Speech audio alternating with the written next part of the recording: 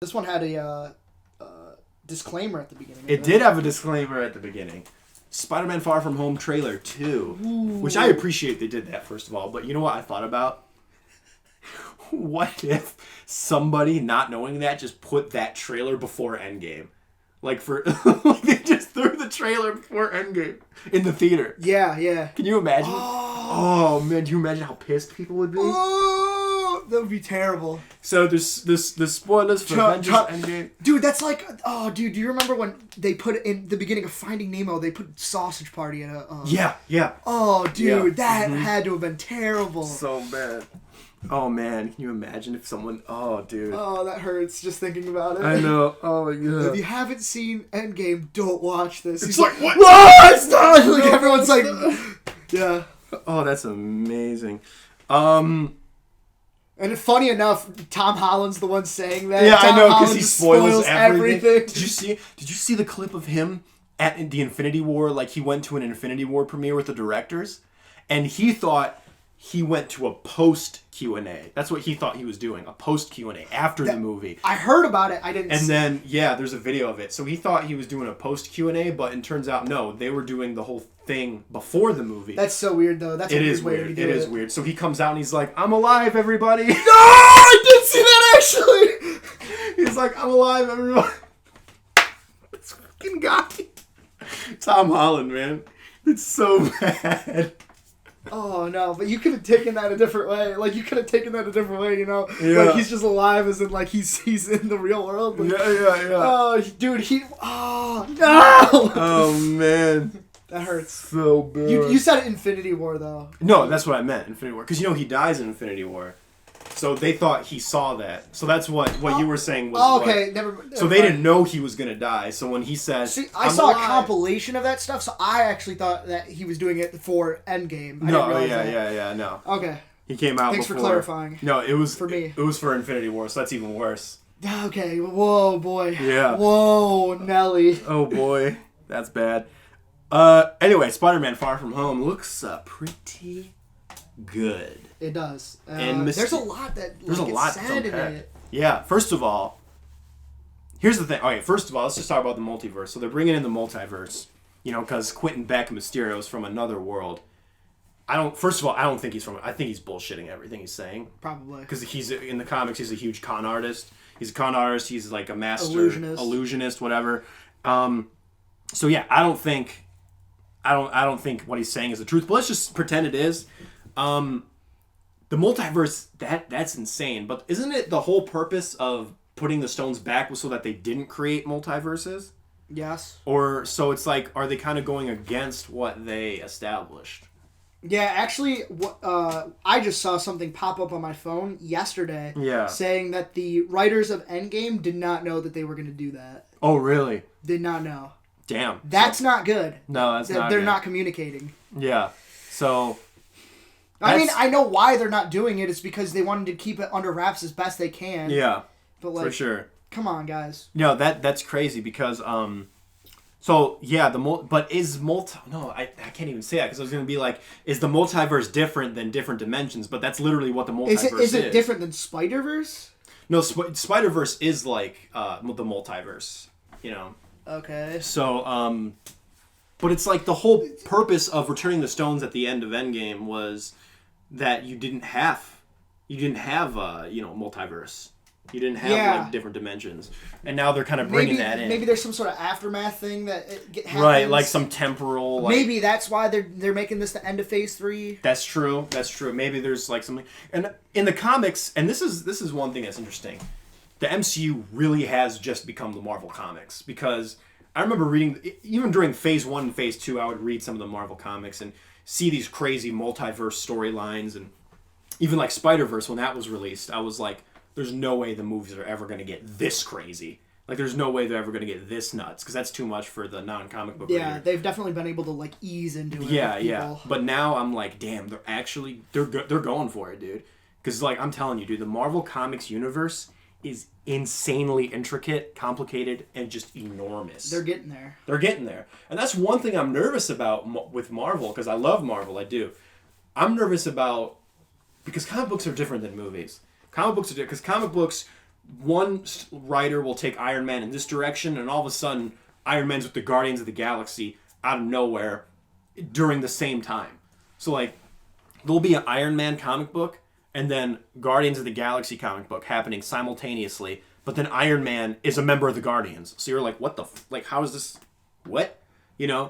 So they just do stuff like that in the comic books. The biggest problem is going to be them keeping track of everything that's happened. I'm worried about them getting crushed under the weight of their own continuity. Yes. Because sometimes comic books even get crushed under the weight of their continuity because they have 100 years of continuity. Well, that's why they make like alternate universes, right? Yeah, they make alternate universes, like the Ultimate Universe, because they wanted to start from scratch. But then they ended the Ultimate Universe for the same reason they started it. Or for the same reason why they started it. Because eventually, after 15 years, the same thing happened. The continuity got so vast because they kept, expanding upon it. Yeah. That the whole point of the Ultimate Universe became pointless. Yeah. Honestly, and this is gonna sound like weird. They got to start killing people off. I mean, start trimming the fat a little bit. Trim the fat. Just so that way they don't have too much, like, not killing people off, but like they gotta have people like kind of retire and stuff like that. Mm-hmm. So like even more people than yes. Mm-hmm. Just because it's a little overwhelming. That's the thing is, like, I think I could follow it, but that's only because I'm so used to the Marvel sensibility of storytelling. I'm nervous for the general audience. Because, dude, there are general audiences who don't know why Venom is not part of the MCU. They think Venom's part of the MCU. Yeah. I've talked to people, I swear this is true. I've talked to multiple people who think Ang Lee's Hulk is part of the MCU. I'm not even joking. Oh, they don't realize that they don't realize that Iron Man was the start of it? No, they don't realize that Iron Man was the start of it. People are like, I didn't like that first one, man. That first Hulk movie. Not the one with Edward Norton, but the first one, that one was bad. And I'm like, that's not part of the MCU, guys. So if you have... I mean, it is bad, though. But it is. No, it is. But what I'm saying is, like, that's not part of the MCU. So I'm nervous, like, if you bring in, like, this crazy intricacy, and they seem like they're kind of streamlining it, because Fox is over. The Fox X-Men is done. Yeah. But Sony, we still got that problem happening.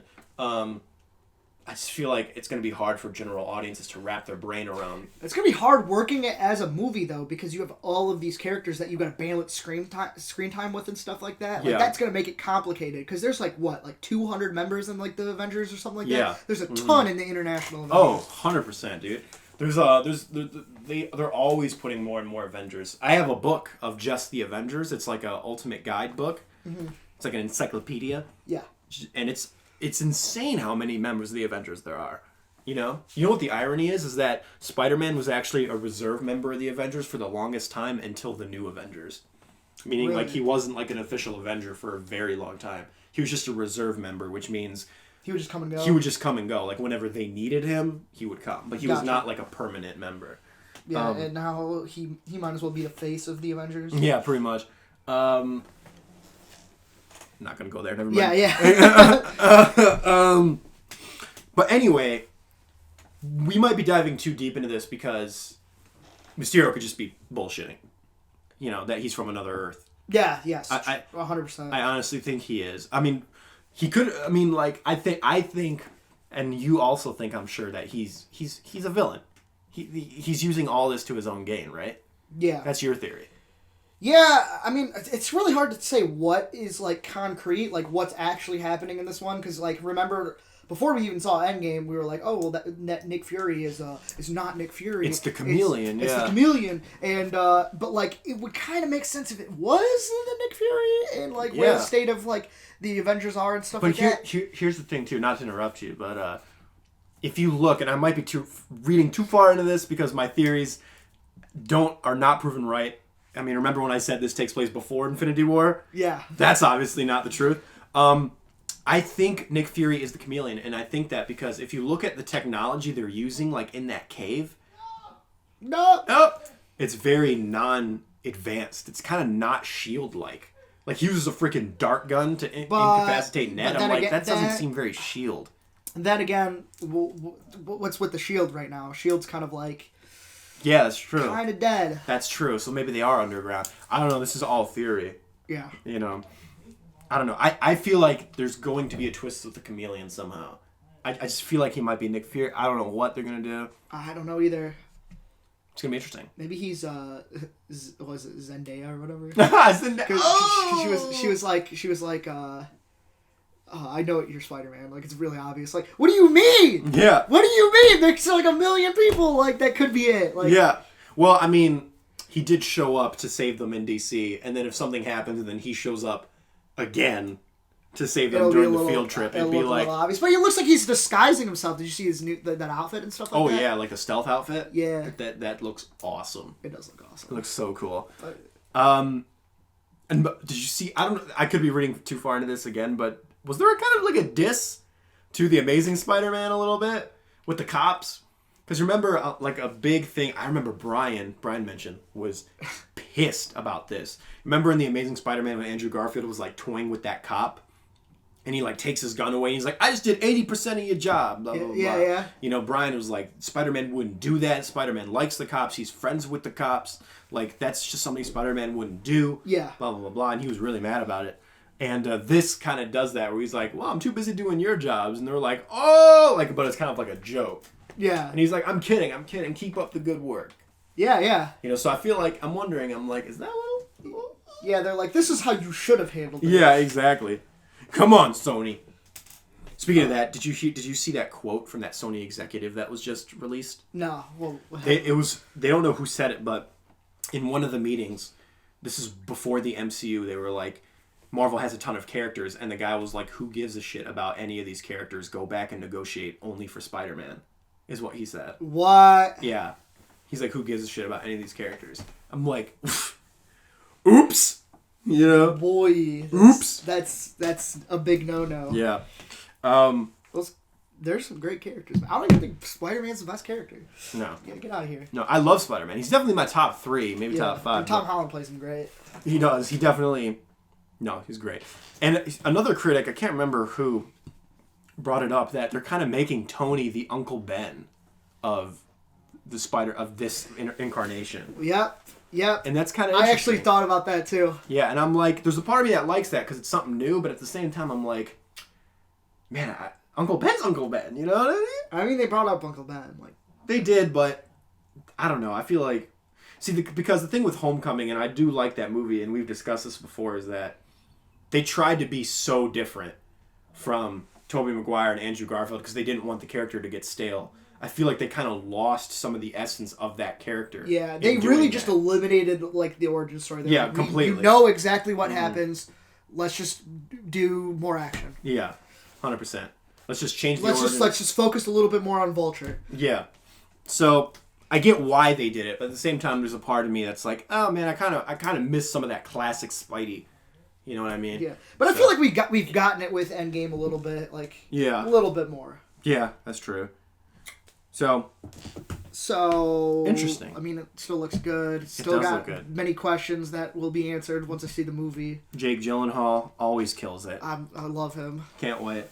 I guarantee you, because he has said the reason he was never a superhero before is not because he doesn't like it. It's just because he always wanted a role that was like that fit him. That was and he wanted to play my favorite Spider-Man villain. Oh yeah, I love Mysterio. Did you see that? Oh, that cover though. I gotta show you this, dude. I gotta show you this. So I think it was Empire or Entertainment Weekly released a cover for the new Spider-Man film. That's an homage to the classic Mysterio cover from the comics. Come on, you son of a brat! And it is fantastic. It's glorious. If I can find it, I can do this. Don't leave, people. Don't leave the podcast yet, because I just clicked. Sorry. Oh no, they're gone. Technical issues. We're losing our 20 subscribers. We're losing. Oh no, we're at 19. All right, here. So you know this classic Mysterio cover from the comics. This is that new Empire. I want that shit on my wall, dude. That is sick. I want that on my wall, dude. Holy shit! I really like those colors. I know, right? It's so sick. Oh, it looks so good. Fuck. Yeah, dude. I can't wait. I love it. Okay. Yep. It's Marvel. I'm always creaming my jeans for Marvel. Okay. Yeah. So,